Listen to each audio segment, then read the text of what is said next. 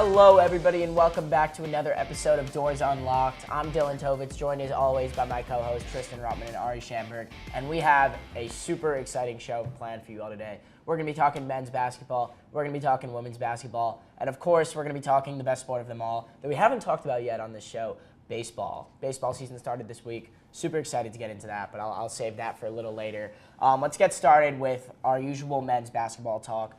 Men's basketball fell to Tennessee in Knoxville this weekend. What do you guys have on that game? Another feels like, we've seen this story play out a couple times. I would say that the highlight of this one was different game, same Vanderbilt. We fell apart in the second half again after taking a 13-point lead heading into halftime. The lead was even bigger before then. But unfortunately, we got outscored by 18 in the second half, fell by 5. Pretty terrible performance in the second half, but some standouts. Jason Edwards lit it up again, 24 points, made 6 threes, 6 for 10 shooting, had some crazy chuck-up threes at the end of the game to make the box score appear a little bit closer than it may have been.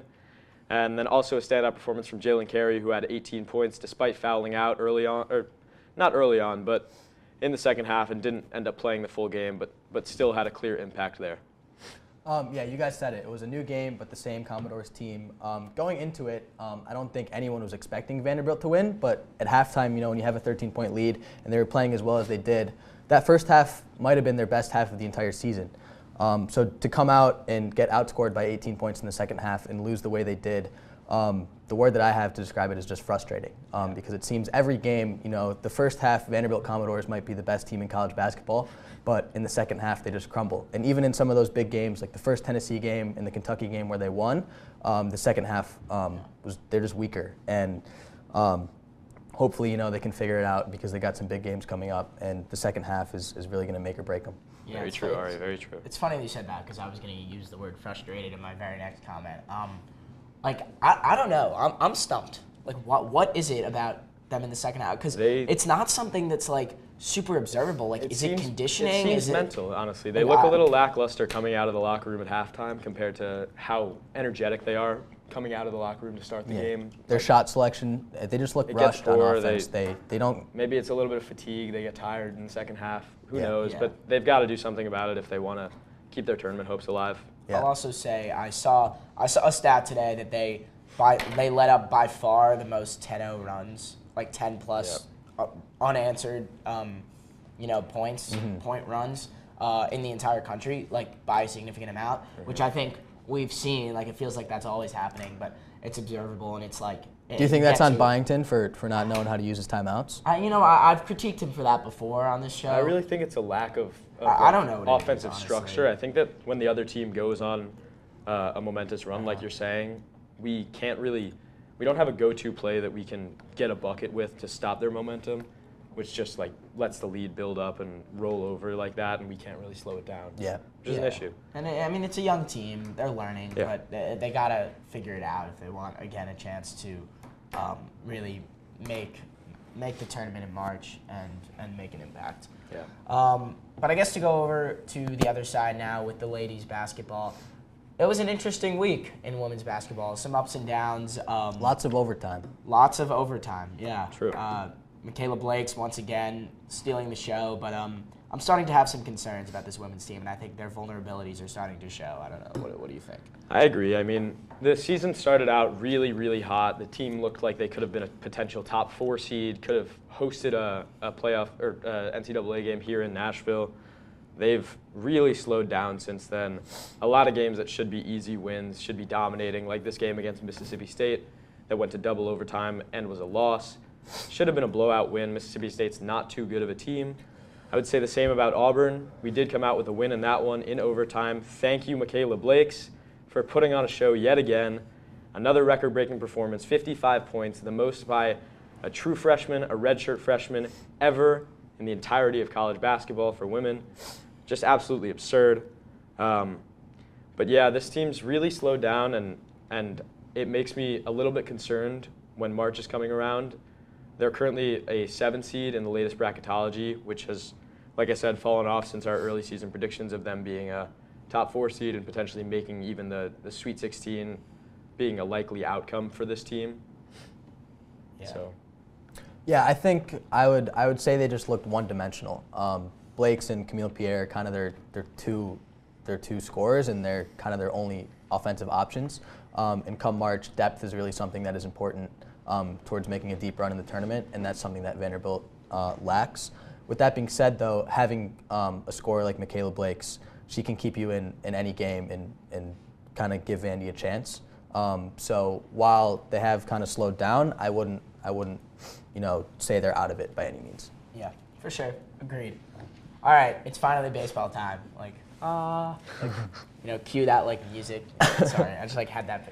Sorry. Nice one. All right. Nice one. Anyways, so baseball started this past week. Vandy went 4-1 over the weekend, but I guess I'll let you guys kind of start, and then before I get nerdy. Yeah, you touched on it. 4-1. They had to play 5 games in a row due to the snow here in Nashville, which is something that they've never done before. Starting pitching and their late relief looked pretty good. And also the top of the order, R.J. Austin, Riley Nelson, Jaden Davis, they all looked good. The offense, once Vandy got back to Nashville, slowed down a little bit, which could be cause for concern. But I think, once the season ramps up and they get a little more rest for the bullpen, things should start to look a little more positive. Yeah, I think all things considered, it was a pretty good start to the week. They obviously dropped a game versus Nebraska. Nebraska's ranked. Baseball's a little bit different just because there's so much Parity. What's the word? Parity. That's exactly the word I was looking for. Thank you. But yeah, Cody Bowker looked really good. J.D. Thompson, who I absolutely love, by the way, but we'll get into that in a little bit, looked really good. That fastball. Ethan McIlvain, that fastball. There you go. Ethan McIlvain struggled. I'm interested to see if sort of they look elsewhere for their third weekend starter. I think that that's kind of the weak link in their team right now. They really need a third starter that can get through the SEC. You covered it, Ari. Promising signs from the offense. I think guys like Colin Bartsey, Chris Maldonado, they're going to, make an impact. And they had some promising at-bats. Didn't really see the results yet. But, yeah, looking forward to pretty satisfied and impressed with the weekend and looking forward to that. Yeah. All right. So now to get into our games for the week, we're going to start off with a little bit of an overrated, underrated segment, something we've done before, but with a little bit of a different twist on it today. I guess you want to introduce it, Tristan? Go ahead. Yeah, so we're going to be overrating or underrating the SEC's leading scorers in men's basketball. So we've got the top 3, Trey Johnson averaging 19.8 points per game, Janai Broome averaging 18.1 points per game, and Mark Sears averaging 17.8 points per game. Let's kick it off with Trey Johnson. What do you guys think? I'll start. I think Trey Johnson, freshman, projected to be a top 10 pick in the next NBA draft. I would say he's a little bit underrated. With the ball, he can score from anywhere on the court. He can get to his spot. He can create his own jump shot. He can hit a logo 3. He can pass the ball very well. He's very efficient. He's averaging right around 20 points a game as a freshman in the SEC. One of the best freshmen in the country, if not the best freshman in the country. I think he's maybe a little bit underrated. Yeah, I think for the most part I'll agree. I think, again, he's a freshman and he's leading the SEC in scoring. Yet we don't hear his name in the same, way that we hear Janai Broome or we hear, Cooper Flagg. And I think he doesn't necessarily have the brand yet, and for that reason I think he's overlooked a little bit. But I agree, he's been lighting up the stat sheet all season. And again, the fact that Texas hasn't been that good this year has definitely, played an impact into that. But I think for the most part he's underrated as well. I think his stats could be considered a little bit overrated. I think as a talent himself, he's definitely underrated. I would agree with you guys there. But I think the fact that he is averaging nearly 20 points per game and leads the SEC in scoring could be a little bit inflated because of the fact that Texas is a weaker team in the SEC. Obviously, still competitive. I mean, this conference is going to see probably 13 or 14 teams make the tournament, which is unheard of. It'll be historical. His shooting splits are good, not great, but I do think his talent will translate to the NBA very nicely. But outside of his scoring, he doesn't pass the ball extremely well. He doesn't rebound the ball extremely well. So I do think there could be a little bit of overratedness to his game in the fact that some of his stats might be considered empty. Yeah. All right, our second player is who I just mentioned, Janai Broome. We saw him in person a couple weeks ago now in Auburn. Didn't have, when Vanderbilt played Auburn, didn't have the most impressive game. What do you guys think on Broome? I think he's maybe a little bit overrated. If you asked me last week right after the Vandy game, I would have said he's definitely overrated. He only had, I believe, 2 points in the first half of that game. He wasn't very efficient. He wasn't getting to the free throw line, and he looked like he kind of had an attitude problem against Vanderbilt. But against Auburn, going to Tuscaloosa, or against Auburn, against Alabama, going to Tuscaloosa, he really dominated that game, and Auburn won a big one. He's averaging over 18 points a game, 11 rebounds, so he's averaging a double-double. He's the leader of that team, but I just don't think he's maybe the National Player of the Year that everyone says he is, so I would say a little bit overrated.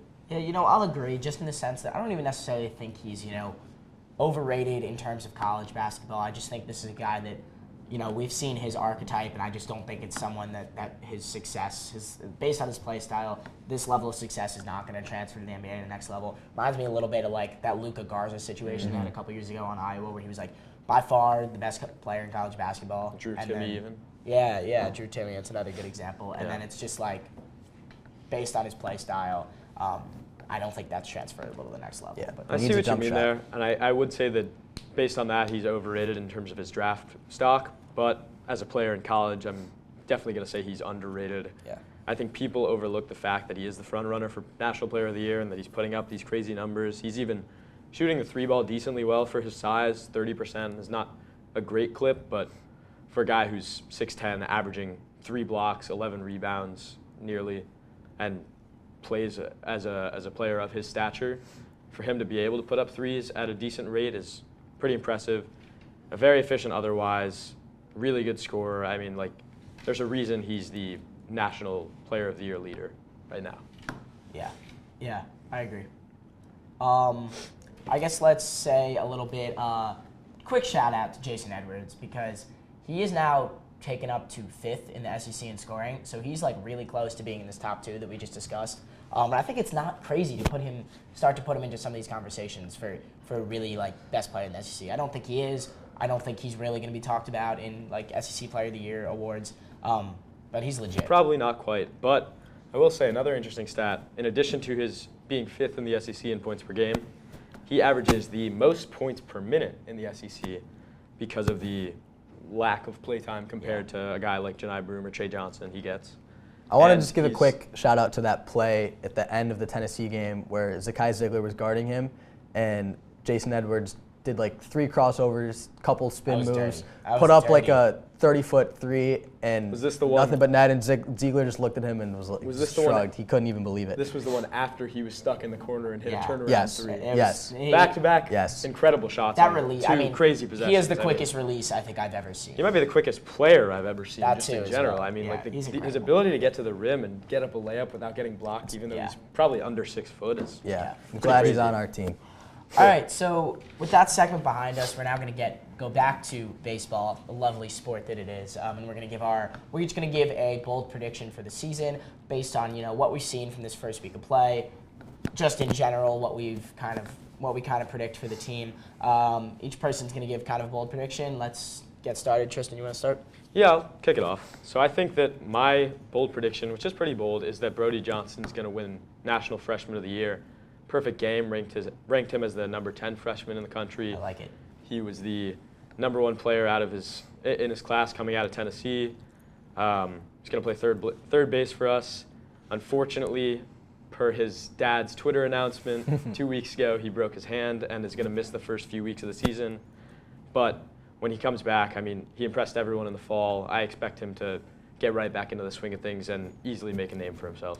Yeah, I agree for sure. I mean, that's freshman of the year is a crazy title, but he's gonna rake. He's gonna bat third in the order, probably play third. He'll probably Rustin Rigdon's been playing that this weekend, who's by the way been hitting as well. His roommate, fun fact, really? they both live in my dorm. So, okay. Rustin will probably go to left field. Brody will play third. But yeah, I like the prediction. For my prediction, I'm gonna go to the pitching side. I mentioned him earlier. My prediction is J.D. Thompson will end up as a top 3 pitcher in the SEC by the end of the season, which is kind of an arbitrary, prediction. But I really love Thompson and his stuff. I did a film room on him a couple weeks back, so maybe that's part of why I like pitch him in so particular? much. That fastball. So since you asked, I really like his fastball. Is just I love his fastball. I just do.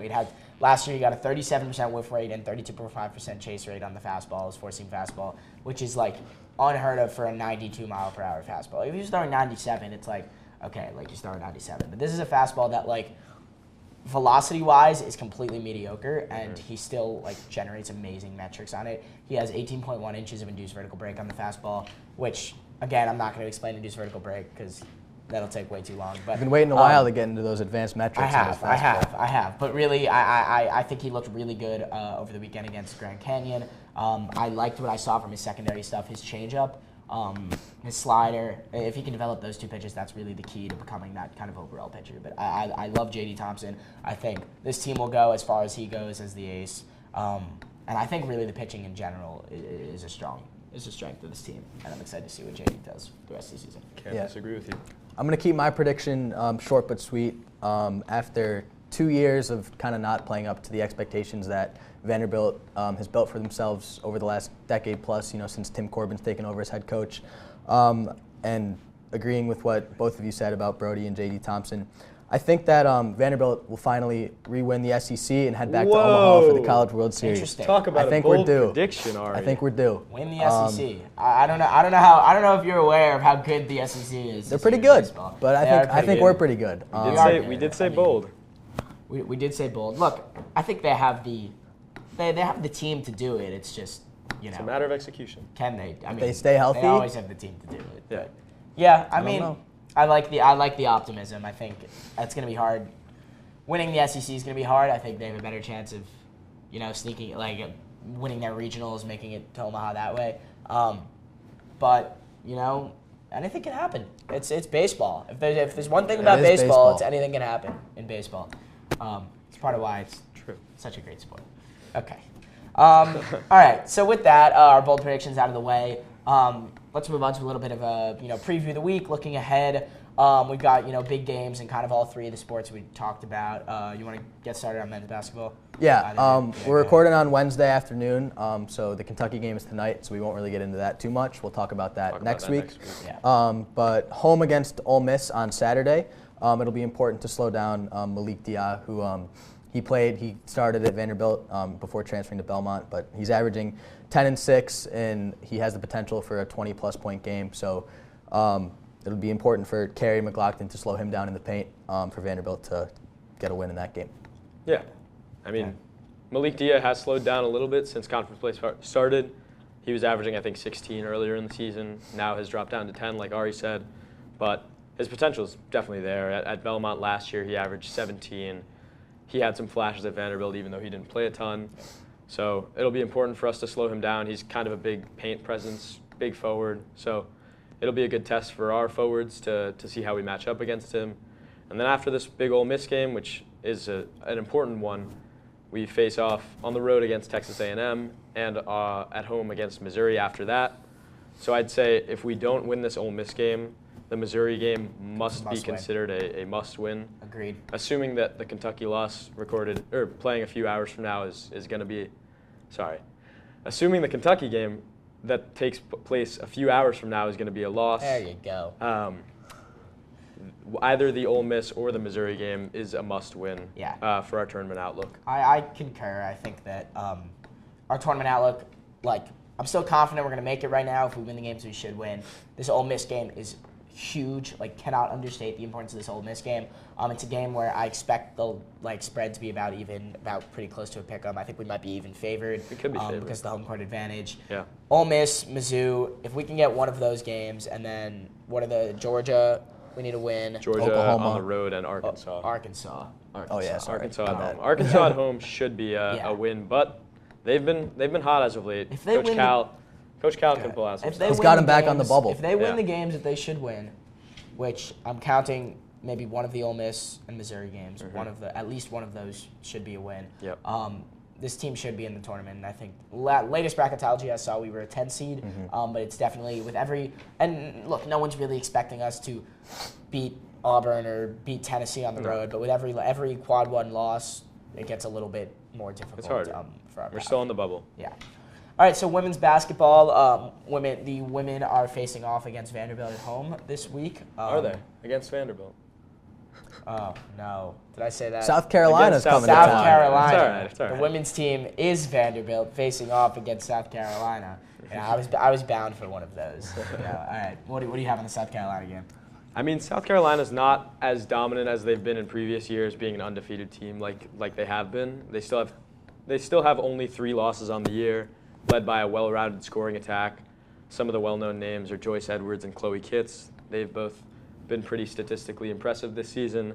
So it's going to be a very hard matchup for Vanderbilt, especially considering how much they've slowed down.